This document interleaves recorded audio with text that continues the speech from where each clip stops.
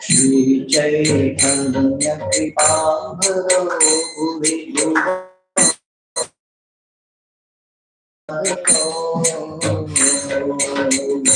Chaitanya Kripabharo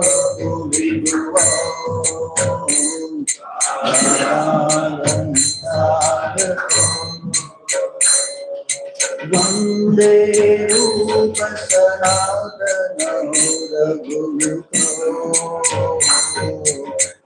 Jiva Gopalato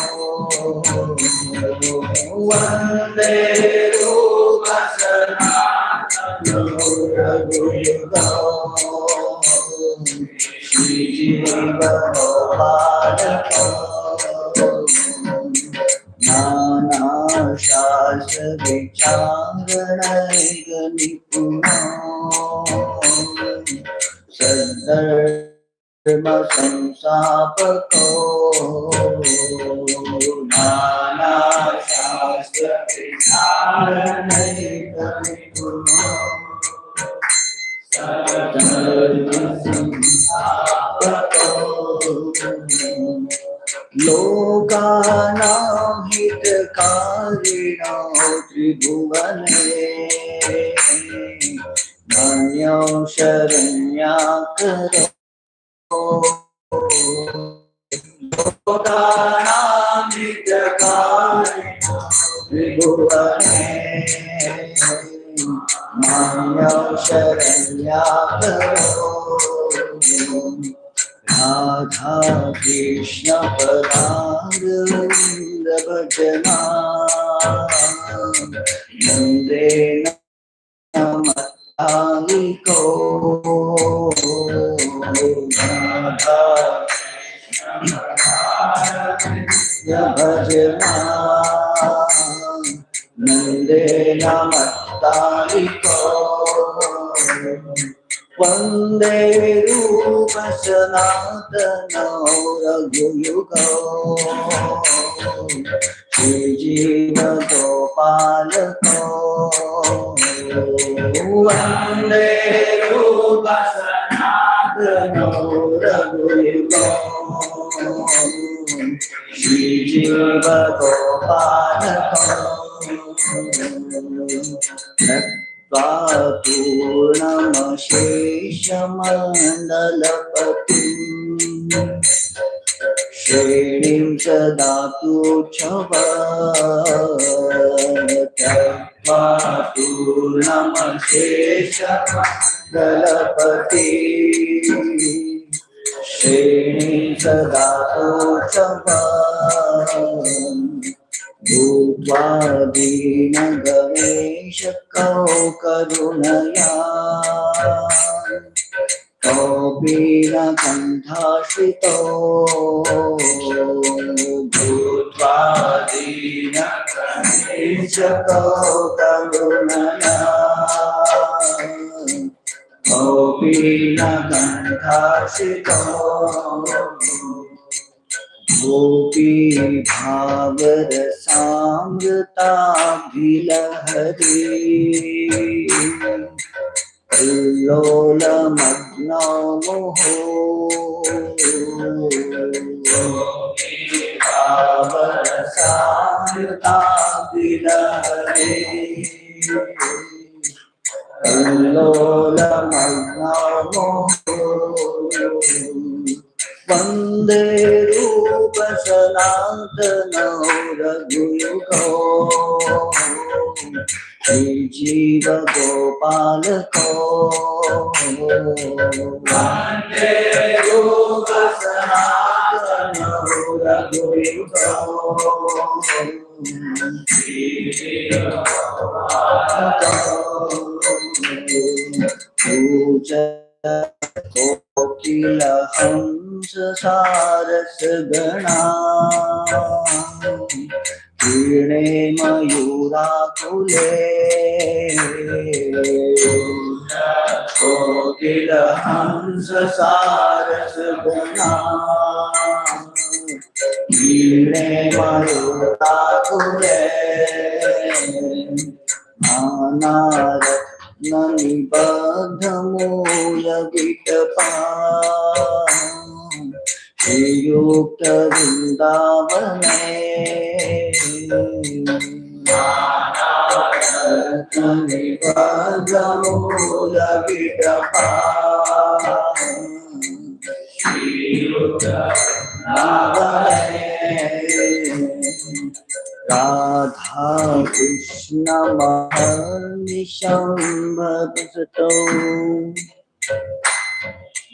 जीवार्थ मुदा राधा कृष्ण महर्निशं प्रभजतो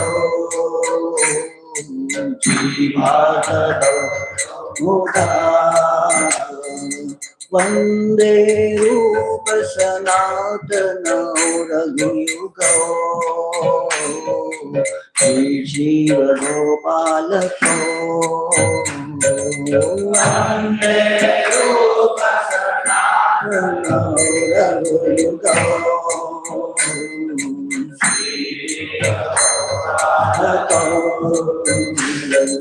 संख्या पूर्वक नाम गानन तिभे कालावसानी कृतो संख्या पूर्वक नाम गानन तिभे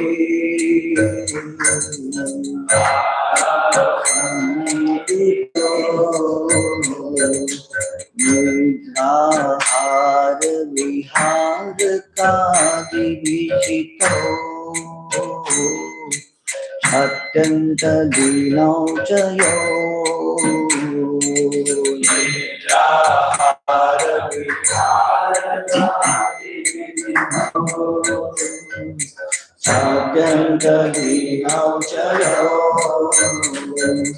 राधा कृष्ण गुणा स्मृते मधुरिमा मंदेन मोहितो राधा कृष्ण गुणा स्मृते मधुरिमा मंदेन सम्मोहितो वंदे रूप सनातनो रघुयुगो श्री जीव गोपाल को वंदे रूप सनातनो रघुयुगो श्री जीव गोपाल को राधा कुंड तटे कलिंद तनया तीरे च वंशी वटे राधा कुंड तटे कलिंद तनया तीरे च वंशी वटे प्रेमो माधव साध शेष दशया कस्तौ प्रमत्तौ सदा प्रेमो माधव साध शेष दशया कस्तौ प्रमत्तौ सदा यन्तौ च कदा हरे गुणवरम् भावाभिभूतौ मुदा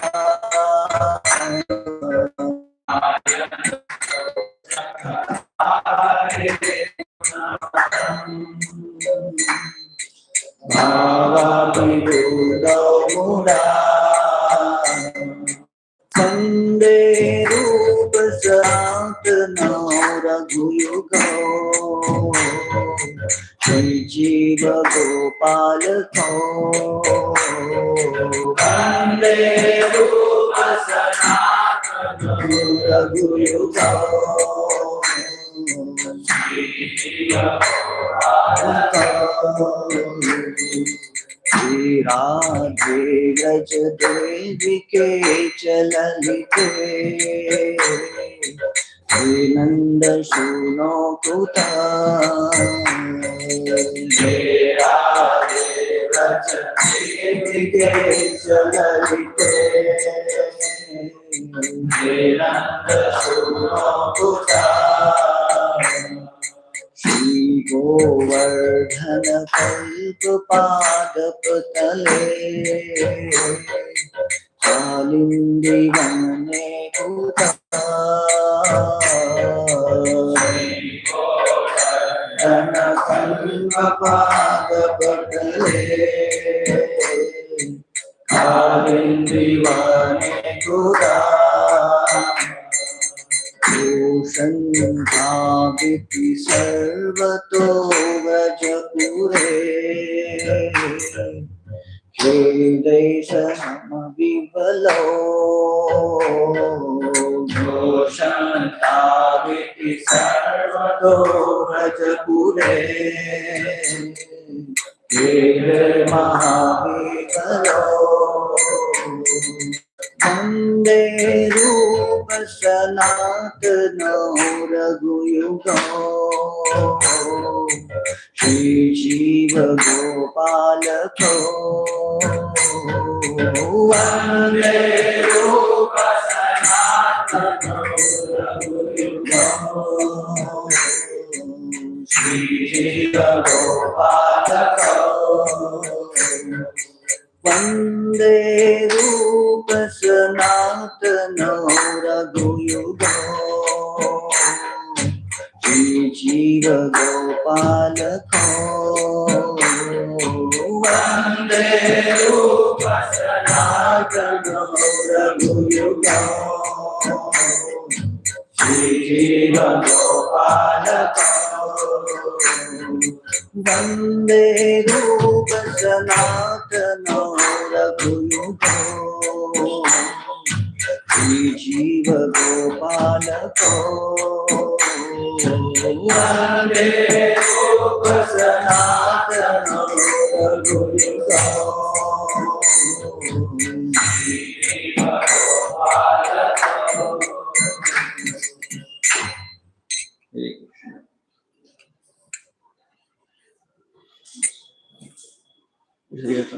Let us start with Mangalacharan.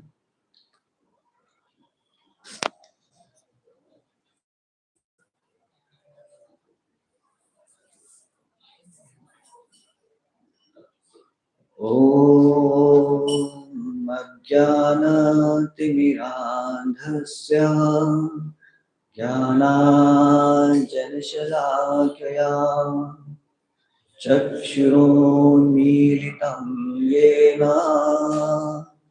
तस्मै श्री गुरुवे नमः।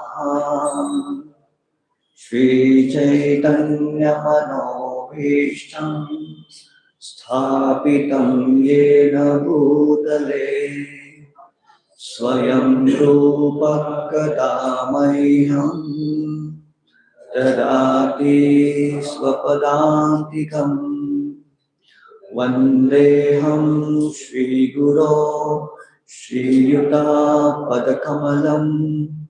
श्रीगुरून् वैष्णवांश्च श्रीरूपं साग्रजातं सहगणा रघुनाथान्वितं तं सजीवम् साद्वैतं सावधूतं परिजनसहितं कृष्णचैतन्यदेवं श्रीराधा कृष्णपादान् सहगणा ललिता श्रीविशाखान्वितांश्च हे कृष्ण करुणा सिन्धो दीनबन्धो जगत्पते गोपेश गोपिकान्त राधाकान्त नमोस्तुते तप्त काञ्चन गौराङ्गी Radhe Vrindavaneshwari Vrishabhanusute Devi Pranamami Haripriye Vanchakalpatarubhascha Kripa Sindhubhya eva cha Patitanam Pavanebhyo Vaishnavebhyo Namo Namaha. Jai Shri Krishna Chaitanya Prabhu Nityananda Shri Advaita Gadadhara Shivasadi Gaura Bhakta Vrinda Hare Krishna Krishna Krishna Hare Hare Hare Rama Rama Rama Hare Hare.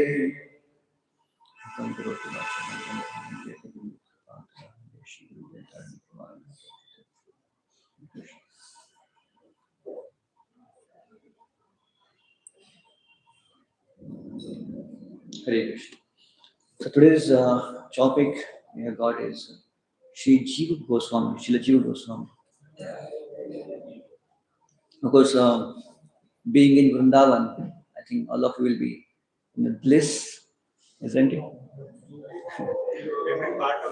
Every part of the body is celebrating today with the body pain, isn't it? Yeah. See, being in Vrindavan Dham has a different aura, different vibes you can see.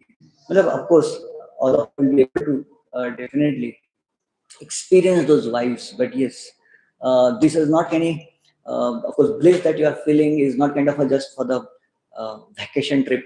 Yeah, but it is something different that we are doing it here. It is, as yesterday Harishit was mentioning, it is a part of our Shuddha Bhakti. You know? So our Shuddha Bhakti has, of course, any devotional activity which is done without any personal motive, ahaituki, apratihata. So in this way, when somebody does, yes, he will get that bliss of Shuddha Bhakti. And of course, the last 2-3 days when you are here and early morning getting up sharp at 4:30, you are being here. And also so many services are there, serving services there, coordination services there, and everything we are doing it. And while doing this all, we are not getting any trace of material thoughts, isn't it?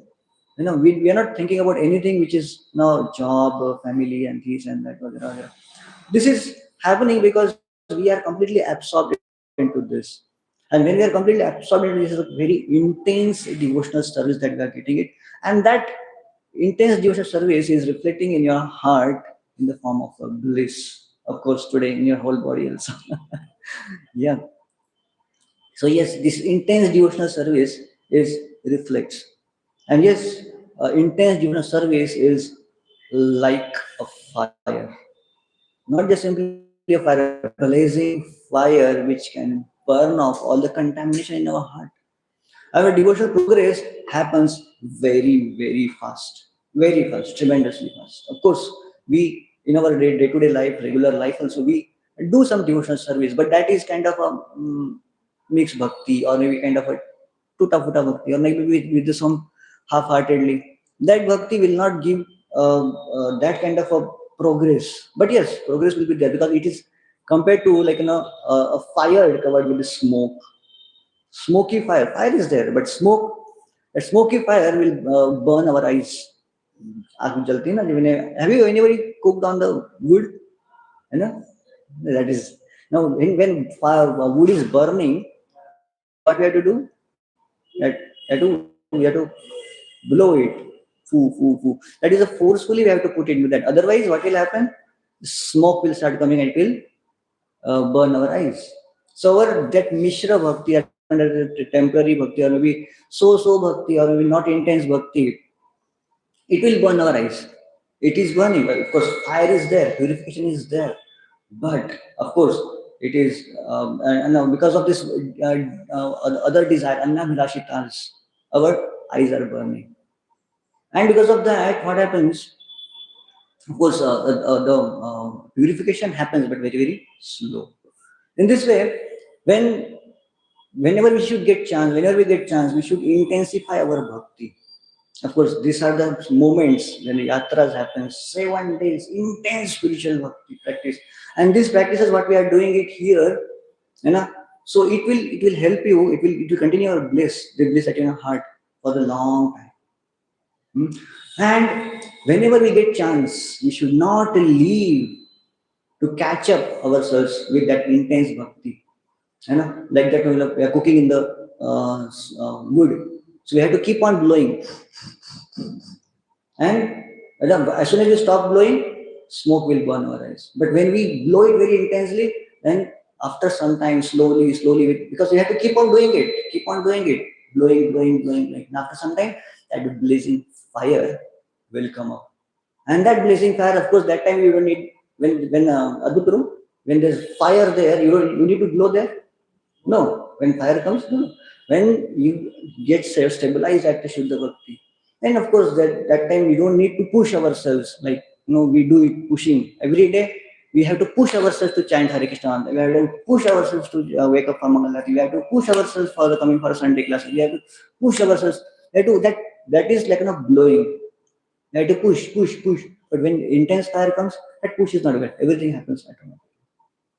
So in this way, so this is a chance for us. Whenever we get a chance for the yatra, whenever we get a chance for this camps or maybe all the activities and services in temple and center, we should grab those to intensify our bhakti.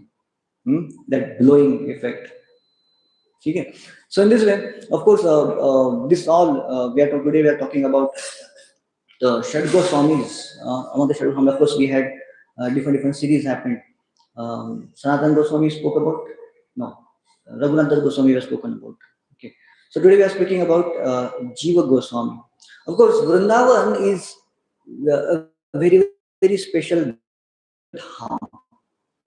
There are so many different dhams are there. Okay. So you have any dham name you can mention? Rameshwaram. Okay. If you go to Rameshwaram, what we do there? What we see there? Lord Rameshwara. I like to know that Shivji there. Okay. Any other dham? Huh? Which one? Achha, Jagannath Puri. What we see there? Jagannath. What is this? Melkote. Who will see there? Chalunarayana. Okay. Any other dham? Huh? Dwarka. Who will see there? Huh? Dwarka, definitely. If you go to Vrindavan, who will see? Krishna. Kidhar? Kaun sa Krishna? Krishna Balaram in ISKCON temple. Definitely. Today, of course, by mercy of Srila Prabhupada and all these disciples, we got Krishna Balaram here. But before? Seven Goswamis were there, of course, in a brief period of time, but eternally. See, Vrindavan Dham is a very, very special dham. Of course, I heard this from one of our senior devotees here. He was mentioning there are different dhams which are specialized or which are attractive because of particular deity, which are attractive because of particular devotees there. But Vrindavan Dham is specially is very, very special because it is not connected to one particular deity or one particular person. When we say Goswami, we say 7 Goswamis. So not a particular person is connected here. But Vrindavan Dham itself is a whole temple. In a temple, in every stone, every tree, every dust, every breeze here is a spiritual. It is, you can worship any stone here. You can worship any breeze, any tree you can worship. It is a spiritual world. It is actually spiritual. This is a very, very special dham. You need to go anywhere, any particular temple only, and any particular person only. No. This whole dham, this boundary is very spiritual. And of course, when we say, of course, same thing comes to the Mayapur dham also, similar way.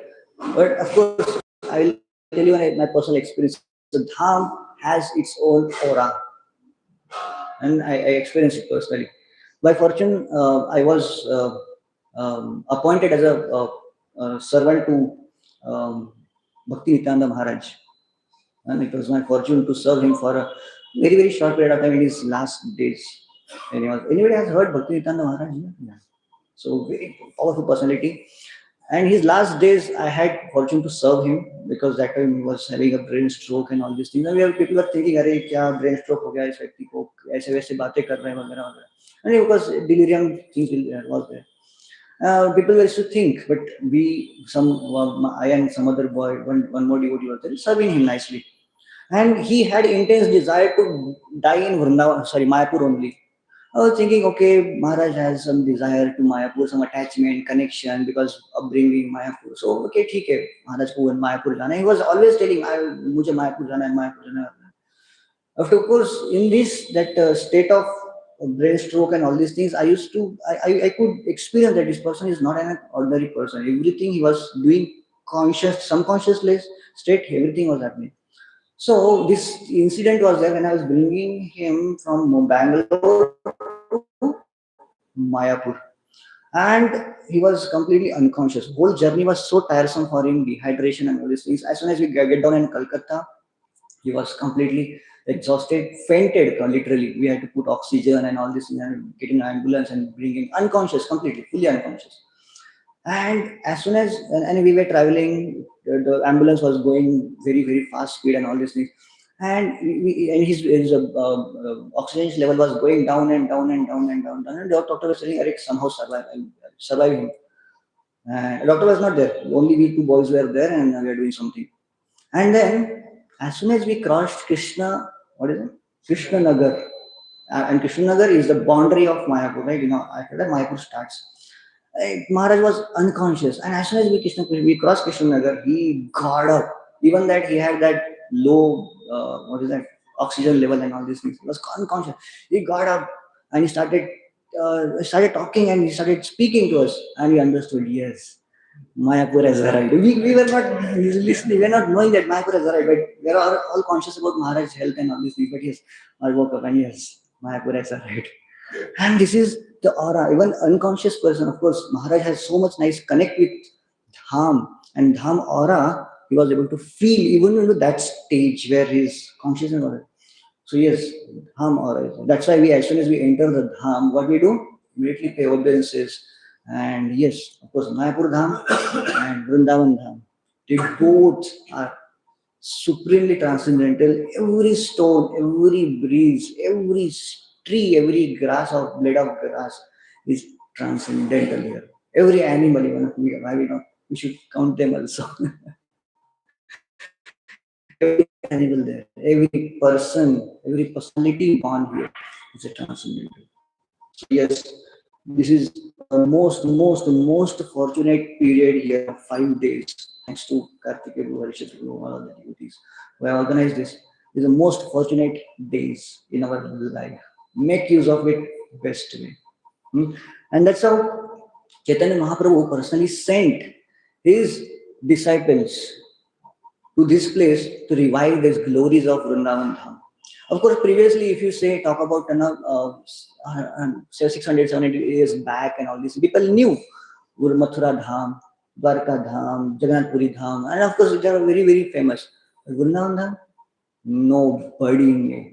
Vrindavan Dham, nobody used to come also. Of course, literature it is written that Krishna used to go to Vrindavan, all these things are there. But actually, the glory to Vrindavan Dham was not there at all. And to reinstate Vrindavan Dham to back to its glory, that biggest task was given by Chaitanya Mahaprabhu to his Goswamis. First of all, Bhugarbha Goswami and Loknath Goswamis came here. And then eventually Rupa and Sanatan came. Rupa and Sanatan, they are very, very talented, very important Chaitanya Mahaprabhu's disciples.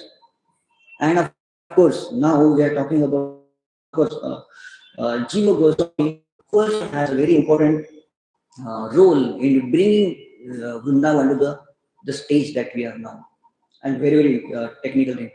Okay, so Rupa and Sanatan and Bhugarbha Goswami and Loknath Goswami, all these Goswamis, they got an instruction of Chaitanya Mahaprabhu to excavate and bring out those Leela Thalis and establish temples. Of course, that is a time, where India was being conquered and disturbed and all of ruled also and destroyed by all these external Mughal attacks. And because of that, devotees were not able to perform their devotional practices at home. And that's why that's the time when Chaitanya Mahaprabhu came. That is the time when all these Goswamis came and they gave us the practices which we could chant, we could practice our devotional activities even in the home. Of course, temples were not needed.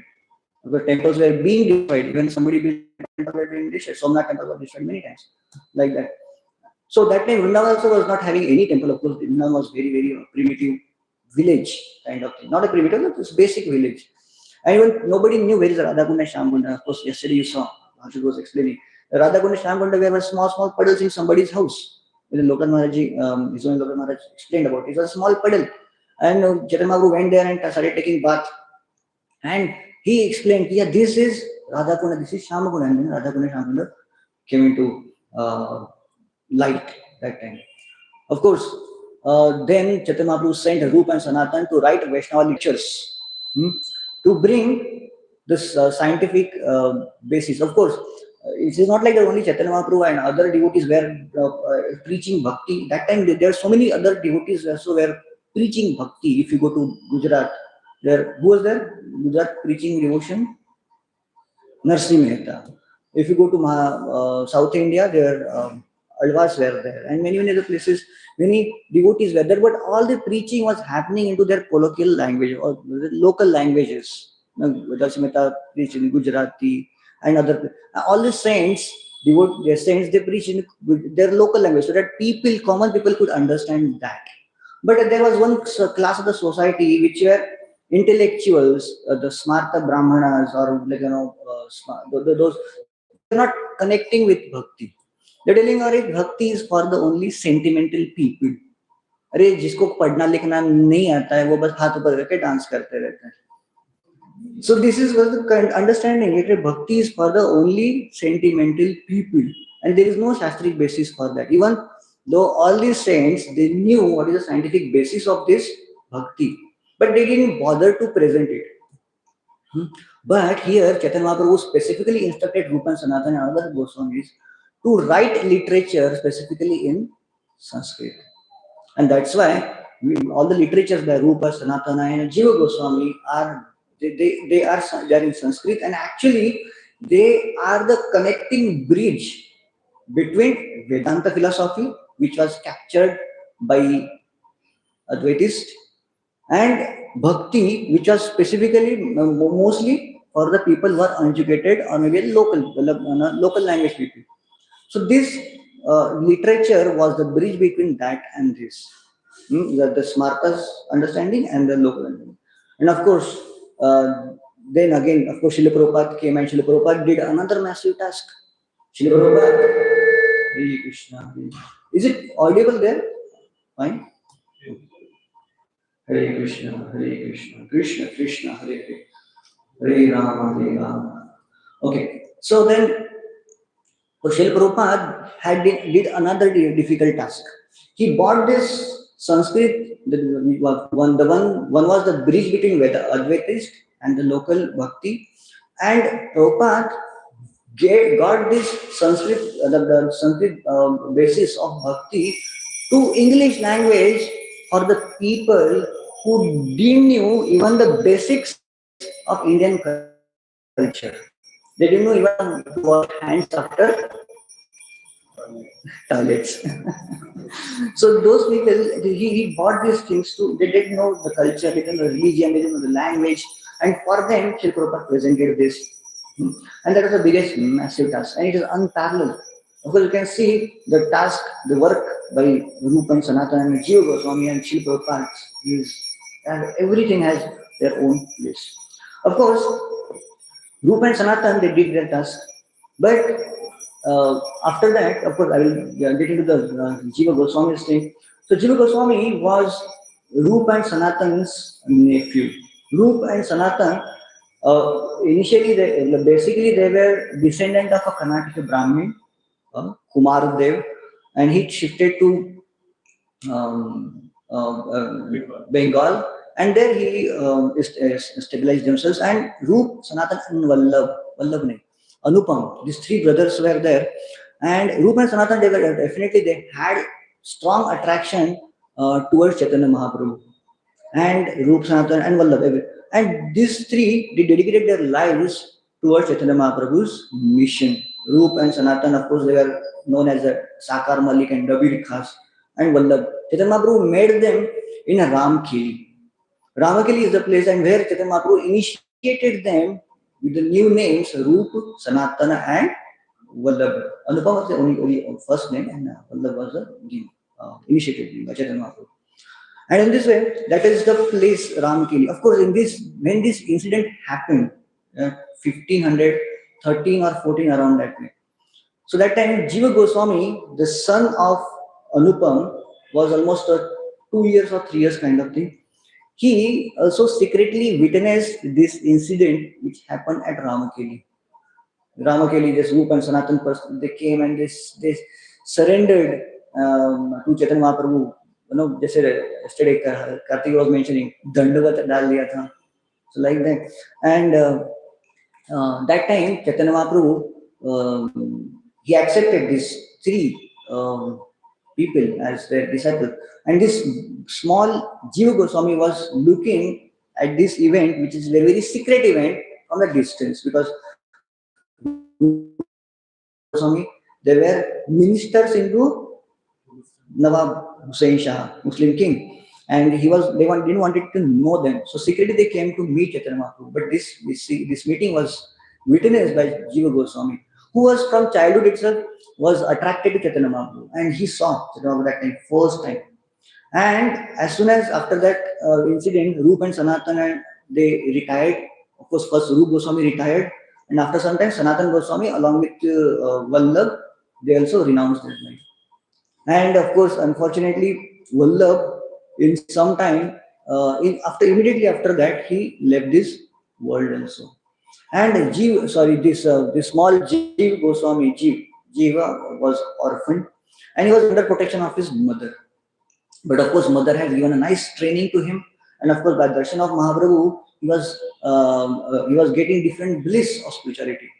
He was from childhood itself was so much attracted to the deity worship. So, 3 years old boy doing deity worship. Somebody says, okay, he's imitating his elders. He's so much attached. He used to make new deities. He personally used to offer bhoga to the deities and do the arti to the deities. And while sleeping, he will take these deities along with him near to his chest and he used to sleep with the deities.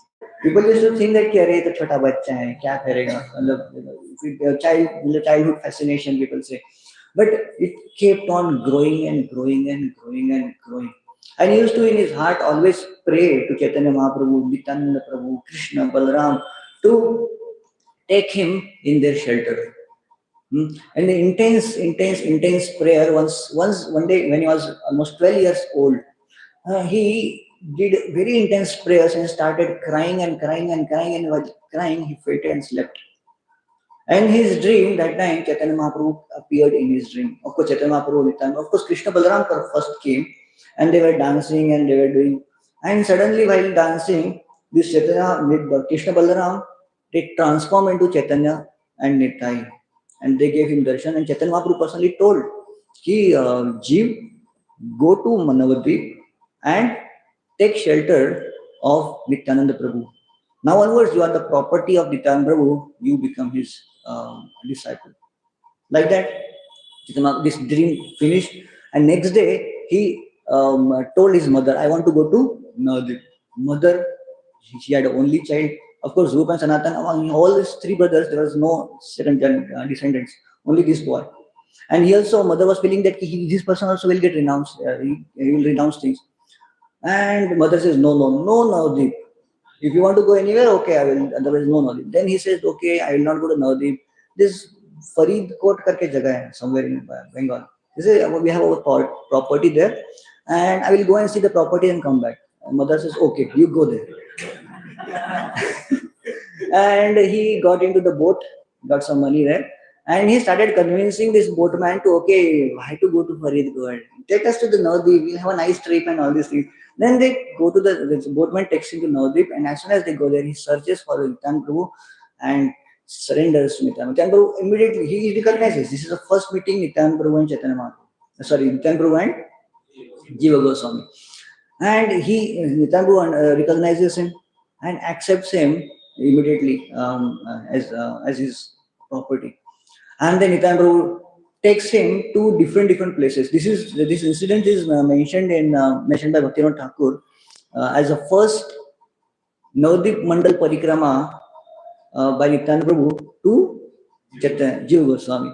So Jiva Goswami, he takes Jiva Goswami to different places that Chaitanya Mahaprabhu has done his pastimes. He takes to Janva Mata and Sachi Mata's house also. There, Janva Mata, Sachi Mata personally makes some special dishes for him, offers to Chaitanya Mahaprabhu and gives them. Nityan Prabhu and Jiva Goswami relishes those dishes. And of course, after that, their servant, he takes them to the place, Ishan. He takes them to the ancestral place of Chaitanya Mahaprabhu birthplace, where the deities of Jagannath Mishra, Jagannath Mishra's deities were worshipped. So he takes all these places to him. And finally, Nityananda Prabhu,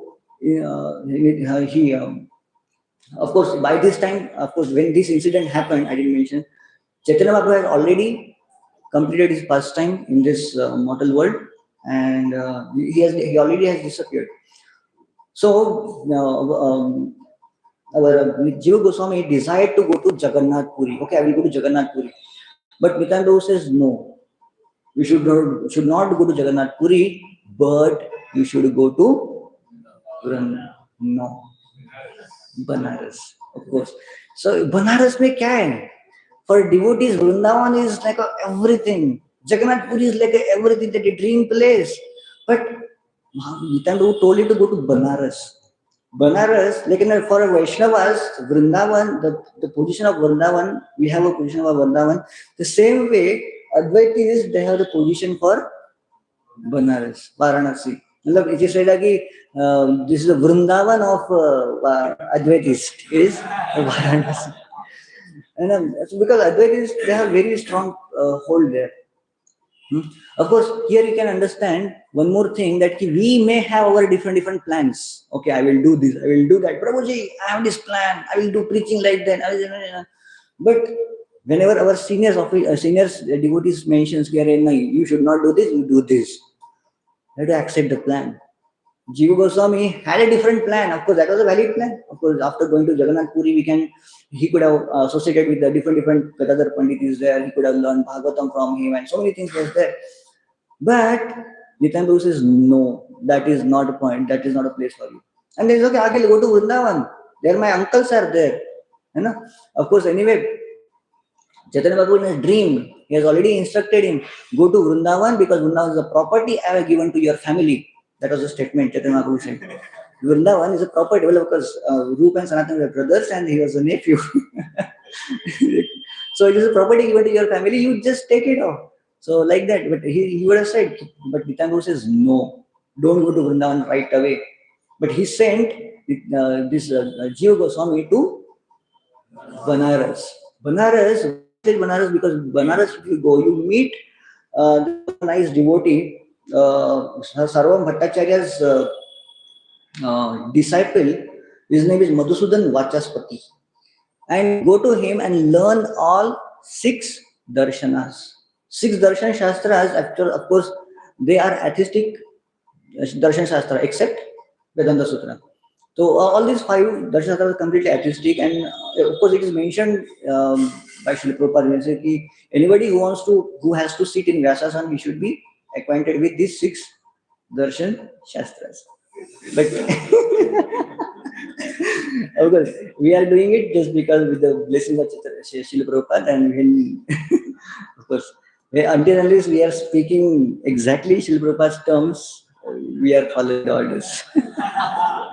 Okay, so yeah, so this is darshan shastra very important. There he learned our Rupa, Jiva Goswami went to Varanasi, and there he found Madhusudan Vachaspati. He he accepted him as a mentor, and he also started training him into different darshan shastras. And this darshan shastra, he expertised all the darshan shastras so quickly that Madhusudan Vachaspati started glorifying him all over the Varanasi. Wherever he used to go, he used to tell him, "Arey, you know my disciple, this is the he's like that." He become very famous, and in this area, this place also. But he had inner calling to go to Vrindavan, because that was the instruction by Chaitanya Mahaprabhu to go to Vrindavan. And after that, immediately he started for Vrindavan when he was sufficiently learned those six darshan shastras. Of course, see, this is a learning that Chaitanya Nityananda Prabhu was asking him to take it. This is a training program for Jiva Goswami, because he had to do a very difficult task there at Rupa and Sanatan. And there, if he has to do the nice service, nice assistantship to Rupa and Sanatan, he has to qualify himself. You know? So that's why Nityananda Prabhu sent him there in Varanasi. And after learning, he went to Vrindavan. And Vrindavan, all these Goswamis were eagerly waiting for Jiva Goswami. Of course, how they came to know? But yes, Bhakti Ratnakar mentions there was everybody, all the Goswamis, Rup Sanatan Goswami, Bhugar Goswami, Loknath Goswami, Krishna Prasad Goswami, and Gopal Bhatta Goswami, Loknath Goswami, everybody was welcoming him. They heartfully welcomed him in Vrindavan. Hmm. And then, as soon as going there, Jiva Goswami fell at the feet of Sanatan Goswami and requested him to accept him as his disciple. But Sanatan Goswami rejected. Like, no, I will not do this. Better you serve Rupa Goswami and accept him as a spiritual master. Then Jiva Goswami went to Rupa Goswami. But Rupa Goswami said, "Okay, I will train you, but I will not accept you as my disciple so quick. First, you should be trained nicely." So then, Rupa Goswami started training. Of course, Jiva Goswami started serving Rupa Goswami in a very nice way. Like, he was a very young boy that time, 14, 15 years old boy. And, we have seen some Maharaj and having some personal assistant along with him. When Maharaj comes to our temple, and there is some personal assistant will be there. And the personal assistant will be doing all the menial services to Maharaj. All menial services, like, clothes, making Maharaj schedule, washing his plate, taking care of his diet, taking care of his transportation, packing his bag, unpacking his bag, opening the DTs, so many things.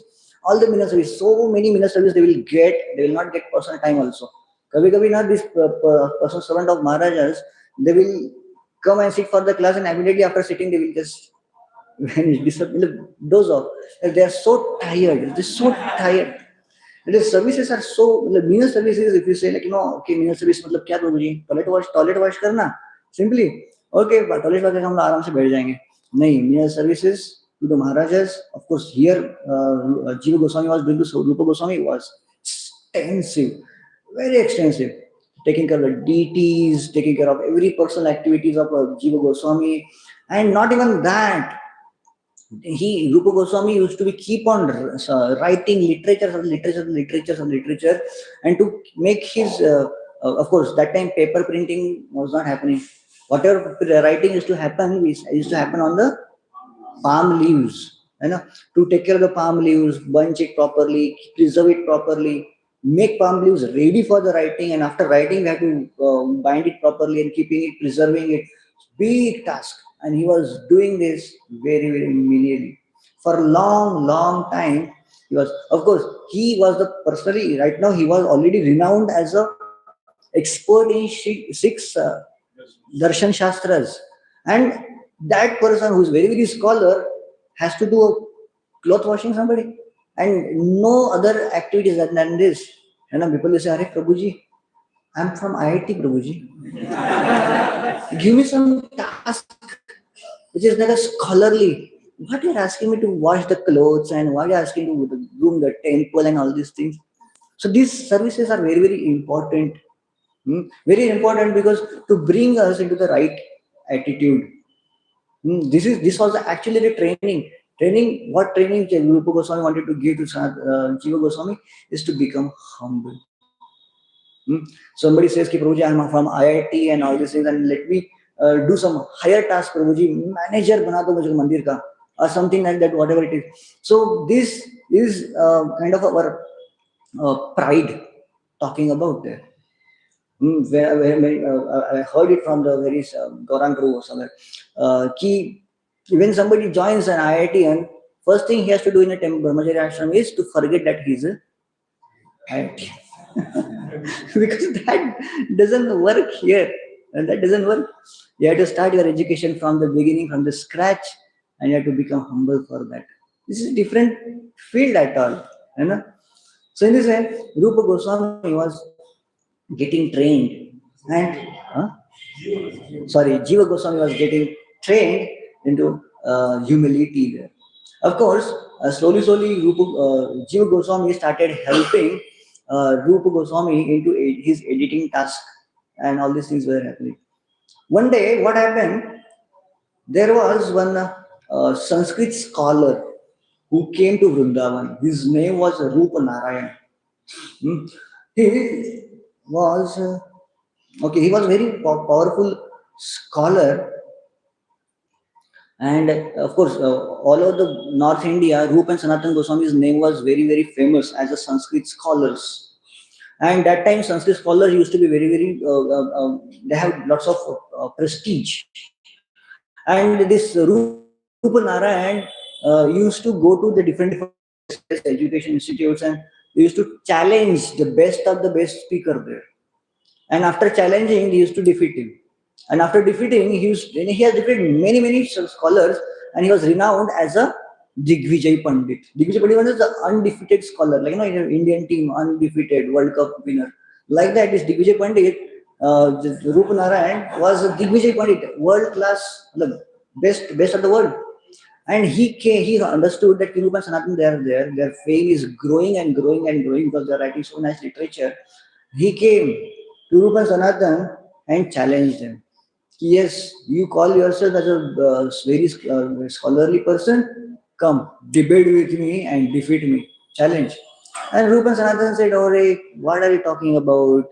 Whatever the scholarship and whatever fame that people are talking about, they are just our well-wisher, and they are just no, they don't understand how scholarly we are, but simply they glorify us, and that's why it's happening. Actually, we are not that intelligent, and that we are not that scholarly people, you know. So what is the competition between you and us? They're telling you are already a scholar. They accepted, and then he said, no. You are not telling. Of course, he didn't understand that this Suluka Sanda talking from the humility. But he telling, no, you are cheater, you are liar. So you are trying to run away from my debate challenge. You should not do like that. You accept me as a superior this one scholar, or you sit for the debate there. He says, no, we accept you. And then say, okay, if you are accepting me as a superior intelligent scholar, then sign this Prashasti Patra. Personally, they have to sign it. Yes, this Digoji Pandit, Rup Narayan is a expert scholar. We accept our defeat. And immediately say, bring, where it is. Just write it and just take it off. Rup and Sanatan, both of them signed those Prashasti Patra and gave it off. And yes, Digoji Pandit was so happy.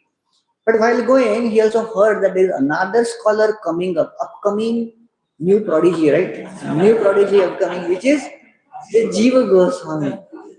And the Jiva Goswami, of course, आगे आने वाला पंडित इसको आज ही defeat कर देंगे ना, तो काम हो जाएगा, फिर से बनाने की जरूरत नहीं पड़ेगी. So he went to the Ganga near to the Yamuna, and he called Jiva Goswami and says, okay, we'll sit for the challenge. And Jiva Goswami was thinking initially, why to defeat and this, that, and then he challenged, what do you say? Your master has already accepted defeat from me, and why are you stopping? Either you sit for the challenge with me, or you write a Prashasti Patra. You sign the Prashasti Patra. And as soon as Jiva Goswami understood that, yes, he got a Prashasti Patra from Rupa and Sanatan Goswami, and he's thinking falsely that he's a bigger scholar than my guru, let me bring him with the consciousness. Okay, let us sit. Both of them sat for the debate near on the bank of Yamuna. 7 days this debate continued. The argument from here and there, and all those great scholars were watching it. And seventh day, it was declared that Jiva Goswami is a better scholar than this person, and he got defeated and went back. And yes, and that Haribol happened all over the Vrindavan. And Jiva Goswami was so happy that I had done something great. And he went to Rupa Goswami and told Guruji, I have done this and this and this. And now, what do you expect? Shabbas, beta. Instead, Rupa Goswami became angry. Why you did this? Why you want to waste your time into defeating this mundane scholar? Do you think that this is an important task for us to sit over a debate and defeat a mundane scholar? Do you think that this is so important? Why do you think that this is so important? Do you think that you are so much scholar? Do you want to establish yourself as a scholar?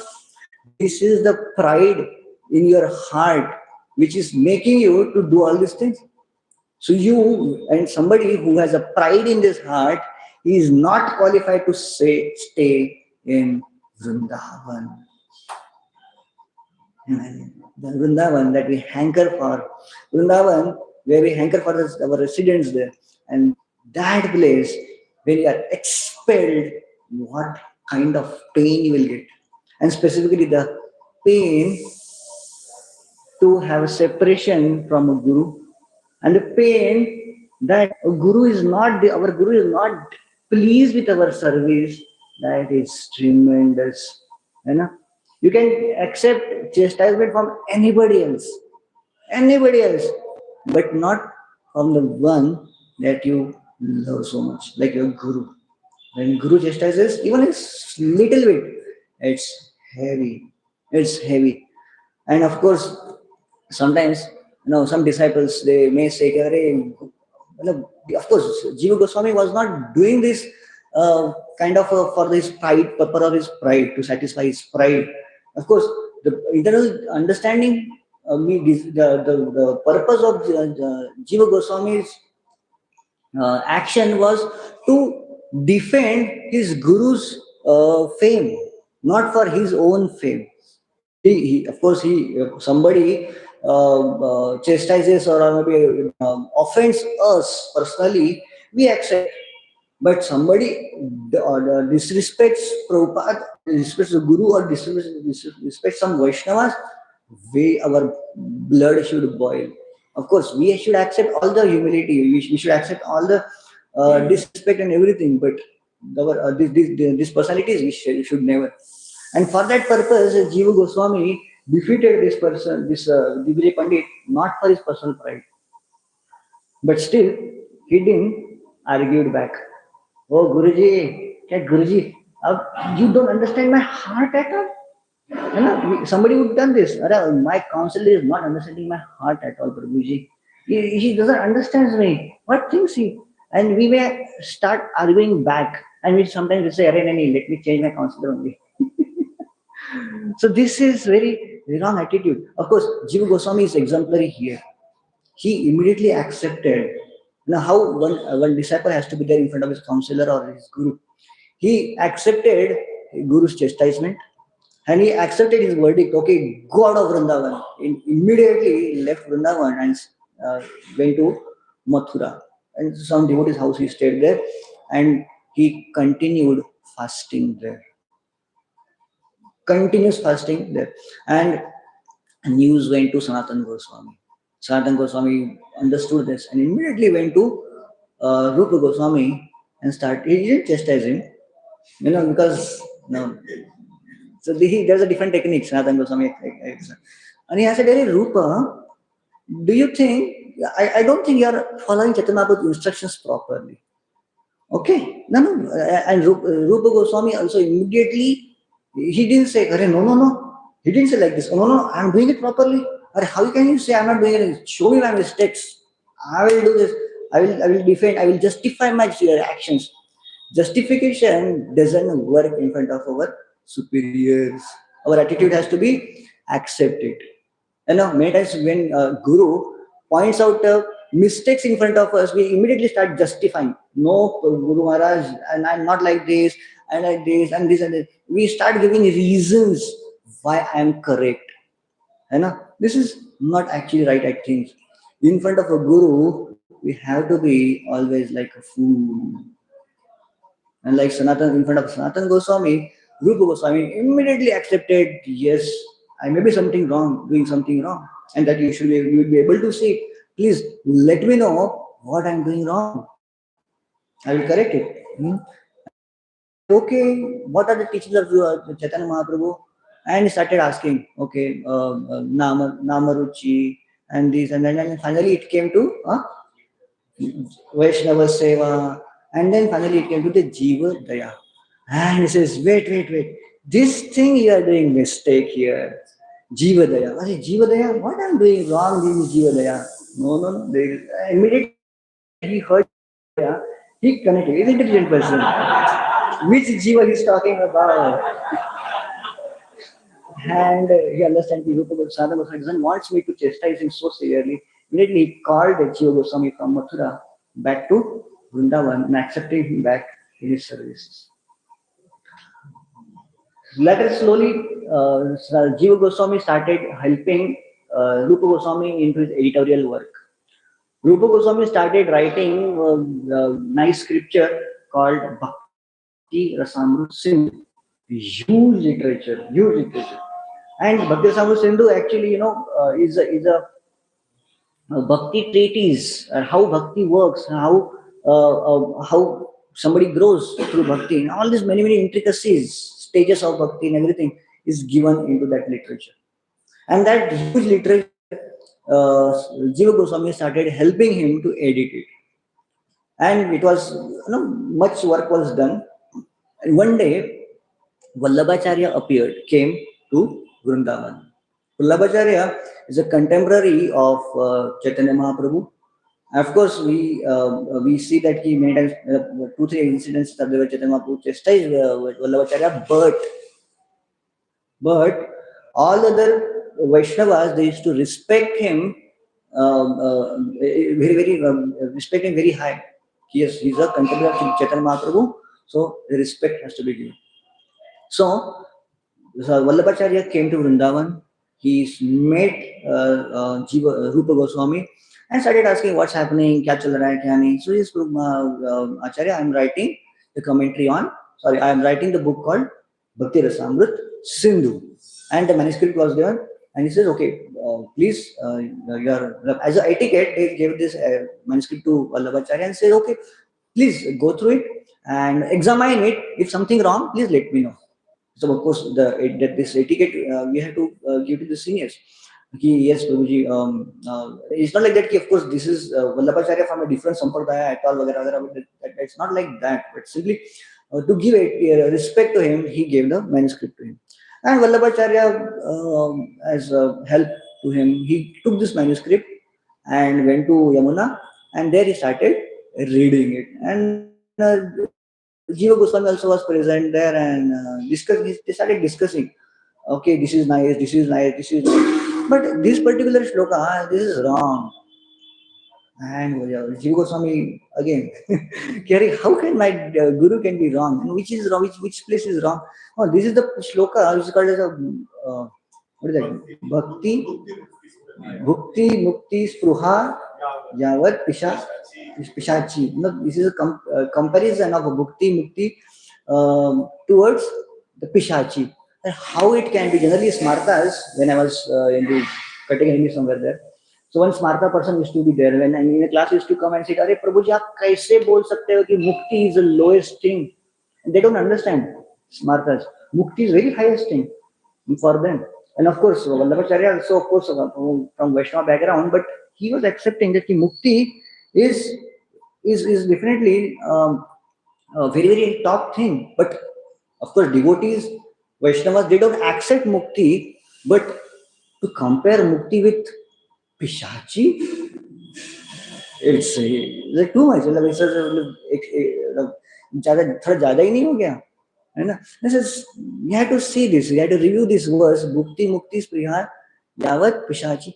ऐसे कैसे हो सकता है? And then he corrected Jiva Goswami ki nahi, this is not a book talking about Bhukti Mukti, but Bhukti Mukti Spriha is talking about, which is Pishachi. And then Vallabhacharya understood, okay, no, I was wrong here. And then he was very impressed with the Jiva Goswami's intelligence and this one. And he just closed everything and went by the Rupa Goswami and started glorifying Jiva Goswami. He is your disciple, your assistant is so scholar, so nice. And he corrected me into this particular thing. And yes, warrant निकल गया. लेके आओ, where is Jiva Goswami? Jiva, bring him here. Of course, after Vallabhacharya goes off, he says, how dare you to find fault with my superior? With my superior, you find fault with me. Okay, we are discussing editing, we are doing it. You are finding fault with my superior, from whom I should be always accepting instructions, always accepting chastisement and everything, and you are correcting him. And this is correcting superior is a little dangerous. And it, of course, in front of a guru, we has to be one has to be acting as a fool. And correcting guru is a big offense. It's a big offense. And this is, you have so much pride still left in your heart. You are not worthy to stay in Vrindavan. Go away. And again, another chastisement. Jiva Goswami was disheartened that Guru has rejected me. He went out. I don't know what place he went, but some village he went, and there magarmash, crocodile holes will be there sometimes along with that. Very very small narrow holes. That hole he went and he stayed there, and not even a place to sit. Just had to crawl inside and do that. And there he started doing bhajan. No, he continuously kept on crying and crying and crying. And what can be done when his guru has rejected him? There is no place in the whole world for that person. And he kept on crying and crying and crying continuously, nothing else, nothing else. And of course, sometimes he used to come out, go to the devotees, by hearing his cry, he never came out of that cave. Devotees at that village, they heard that loud cry, and they used to come. Some Babaji has come to our place. They used to give him some atta hota hai na? And he used to mix that atta with Yamuna water and eat that and simply. And he used to, day and night, he kept on crying and crying and crying and crying. And it was such a kind of beautiful situation when Guru rejects.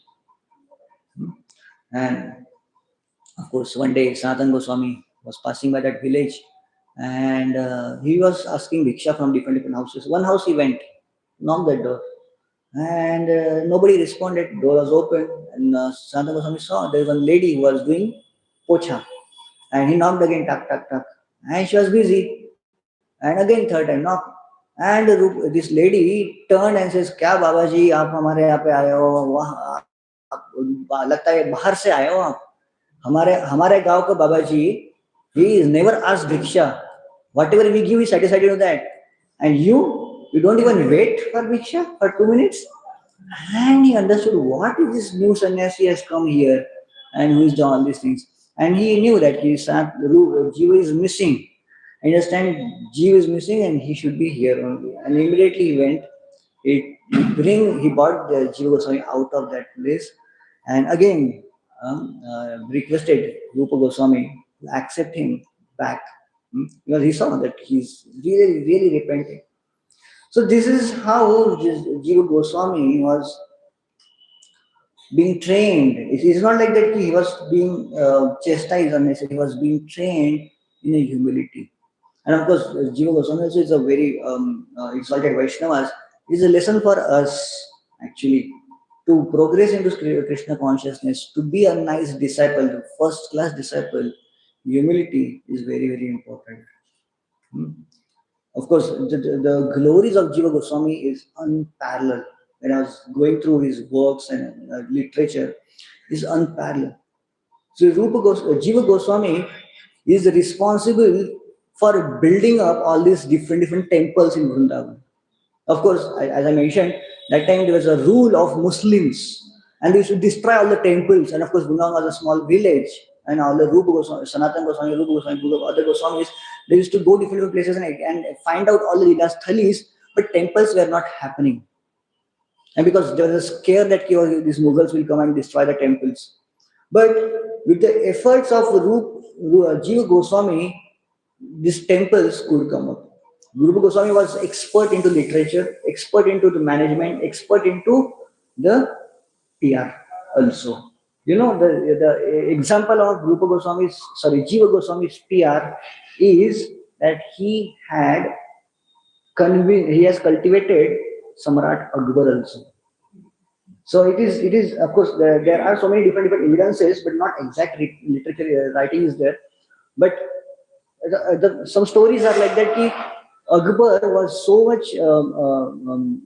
He had a lot about Jiva Goswami in his time, and once he came to Vrindavan to take association of Jiva Goswami, and Jiva Goswami, of course, he was impressed with him, and to show him actually Vrindavan, he took him blindfolded to Nidhivan. And they said he showed him the actual form of Nidhivan, not like that we see Nidhivan like that, but actual form of Nidhivan, he was mesmerized.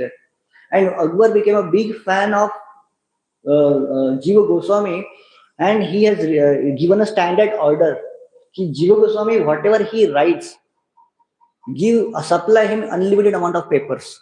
At that time, of course, we had paper was so scarce. So unlimited amount of paper was supplied by the Emperor of Delhi, and the paper used to come. And of course, Akbar appointed one of his person to develop temples in Bangalore.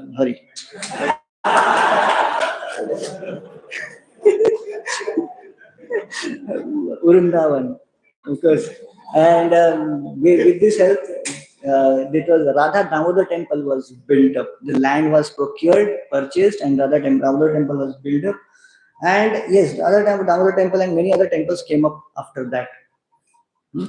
So this is Radha Damodar temple was such a powerful and vibrant temple that all the Goswamis used to come to Radha Damodar temple to discuss their preaching plans. That was a meeting place for all the Goswamis, and they used to discuss only how this preaching has to grow.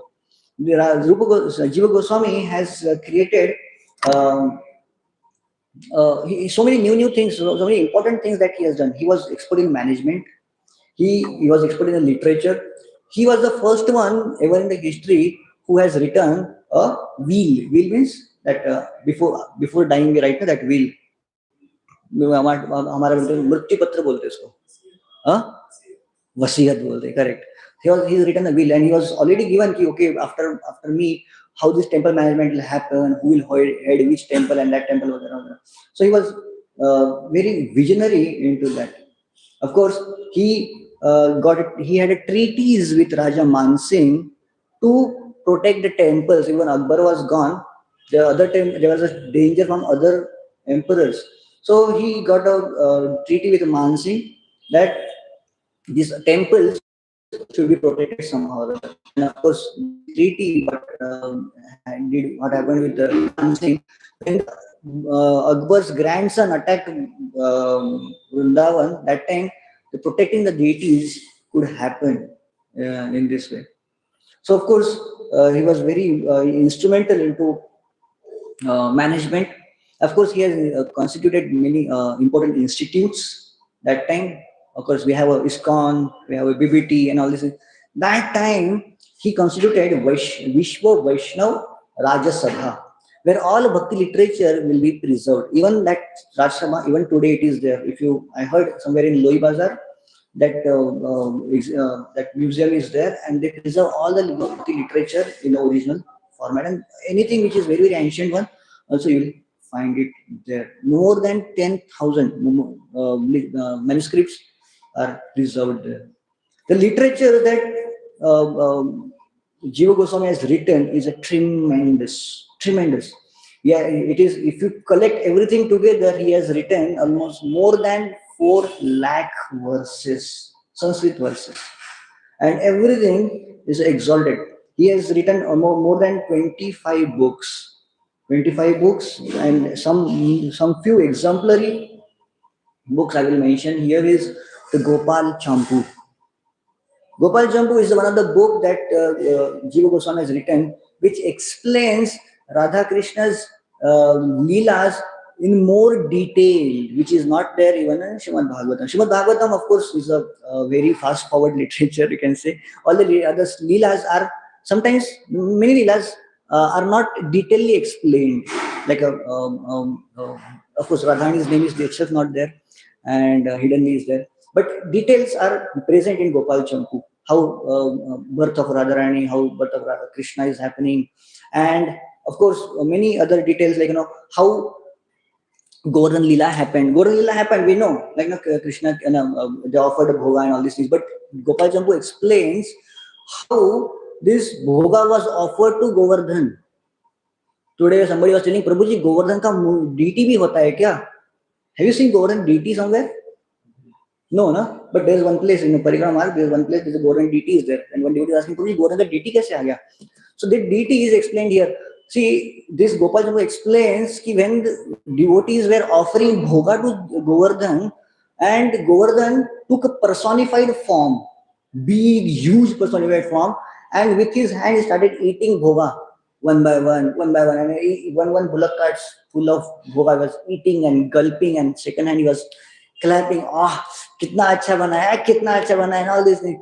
And when everything gets over, and used to call Anior, bring me more. That Anior word you find in Gopal Champu. From there it is there. Look, we can find a reference there.